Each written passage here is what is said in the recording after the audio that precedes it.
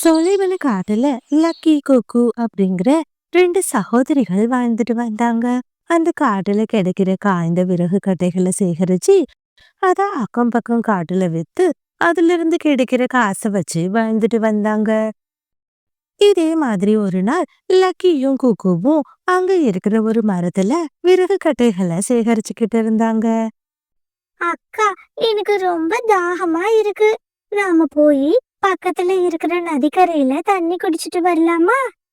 எனக்கு கூட ரொம்ப பசியா இருக்கு. ஆனா நாம இன்னும் கொஞ்சம் விறகுகளை சேகரிக்கணும். சரி வா, நாம இப்போதைக்கு நதிக்கரைக்கு போய் தண்ணிய மட்டும் குடிச்சிட்டு வரலாம். அப்படின்னு சொன்னா. பிறகு ரெண்டு குழந்தைங்களும் சேர்ந்து பக்கத்துல இருக்கிற நதிக்கரைக்கு போய் அங்க இருக்கிற தண்ணிய குடிச்சாங்க. அவங்க தண்ணீரை குடிக்கும்போது அந்த நதியில ஒரு புத்தகம் ஒண்ணு மிதந்து வர்றத பார்த்தாங்க. அக்கா, அங்க பாருங்களேன், ஒரு புத்தகம் மிதந்து வருது.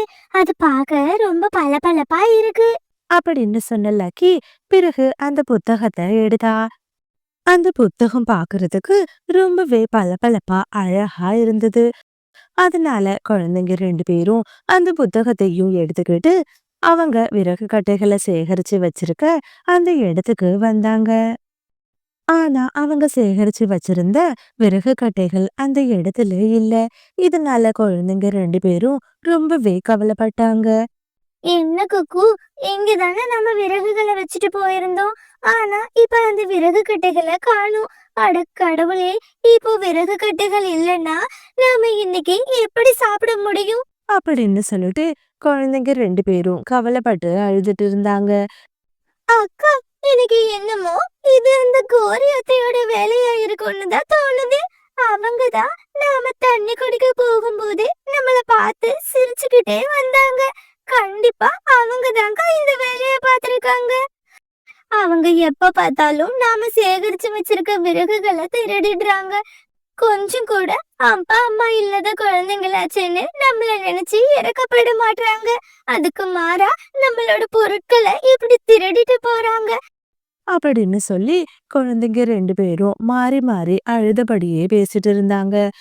இந்த மாதிரி ஸ்டோரிஸை தொடர்ந்து பார்க்கணும்னு நினைச்சீங்கன்னா மறக்காம நம்மளோட மீனு கார்ட்டூன் தமிழ் சேனலை சப்ஸ்கிரைப் பண்ணுங்க.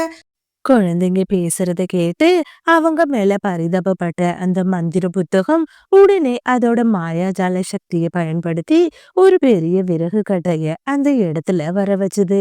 அந்த விறகு கட்டைகளை பார்த்து குழந்தைங்க ரொம்பவே அதிர்ச்சியானாங்க.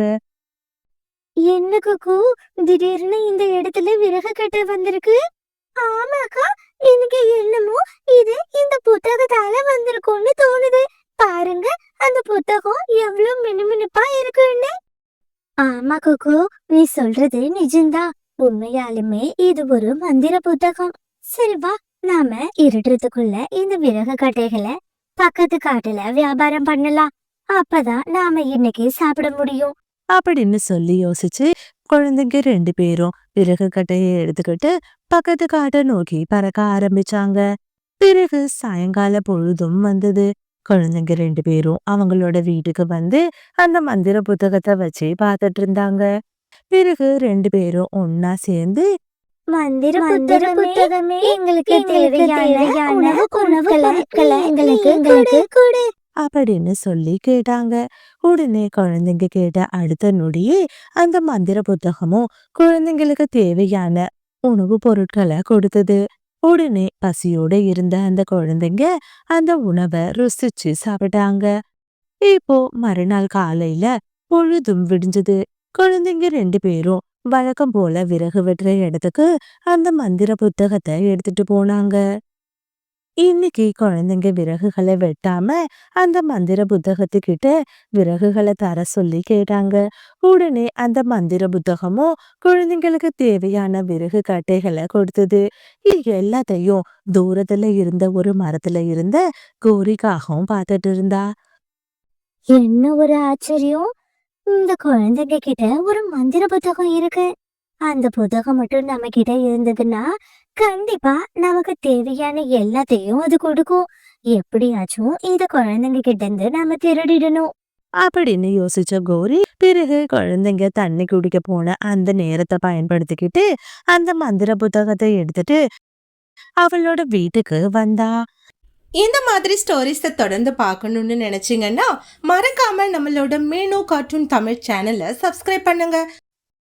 என்ன கோரி, புதுசா ஏதோ புத்தகத்தெல்லாம் எடுத்துட்டு வந்திருக்க? என்ன விஷயம்? காலு, நீங்க நினைக்கிற மாதிரி இது சாதாரண புத்தகம் இல்ல. இது ஒரு மந்திர புத்தகம். மீனுவோட குழந்தைங்க இருக்காங்கல்ல, அவங்க தான் இத வச்சிருந்தாங்க. அந்த குழந்தைங்களுக்கு தெரியாம நான் இத திருடிட்டு வந்துட்டேன். என்ன சொல்ற கோரி? அப்படின்னா இந்த புத்தகம் நாம கேக்குற எல்லாத்தையும் கொடுக்குமா? ஆமா காலு, கண்டிப்பா இது நாம கேக்குறத கொடுக்கும். அப்படின்னு சொன்ன கோரி பிறகு அந்த மந்திர புத்தகத்துக்கிட்ட மந்திர புத்தகமே, எனக்கு ஒரு நெக்லஸ நீ கொடு. அப்படின்னு கேட்டா. உடனே அந்த மந்திர புத்தகமும் அவ கேட்ட மாதிரியே ஒரு தங்க நெக்லஸ கொடுத்தது. இத பார்த்து கோரியும் காலுவும் ரொம்பவே சந்தோஷப்பட்டாங்க. ஐ காலு, பாத்தீங்களா? தங்க நெக்லஸ், தங்க நெக்லஸ். புத்தகமே, எனக்கு இன்னும் கொஞ்சம் புத்தகமே, எனக்கு இன்னும் கொஞ்சம் தங்க நெக்லஸ கொடு. அப்படின்னு சொல்லி கேட்டா. பிறகு மந்திர புத்தகம் மறுபடியும் தங்க நெக்லஸ கொடுத்துச்சு. ஆனா பேராசைப்பட்ட கோரி திரும்ப திரும்ப அந்த மந்திர புத்தகத்துக்கிட்ட நெக்லஸ வர வச்சு கேட்டா. இதனால ஒரு கட்டத்துக்கு மேல கோபமான அந்த மந்திர புத்தகம் தான் வர வச்ச எல்லா நெக்லஸையும் மறைய வச்சது. என்னாச்சு காலு? இந்த புத்தகத்துல இருந்து வந்த நெக்லஸ் எல்லாமும் இப்படி ஒண்ணு ஒண்ணா மறைஞ்சு போகுது. அதான் கோரி, எனக்கும் தெரியல. மந்திர புத்தகமே, என்ன ஆச்சு உனக்கு? எதுக்காக இப்படி கொடுத்த எல்லா நெக்லஸையும் மறைய வைக்கிற? அப்படின்னு சொல்லி கோரி ரொம்ப கோபமா அந்த மந்திர புத்தகத்தை அடிச்சா. உடனே அந்த மந்திர புத்தகம் பேச ஆரம்பிச்சது. ஏன் காகமே, உனக்கு எவ்வளவு தைரியம் இருந்தா என்னையே நீ அடிப்ப?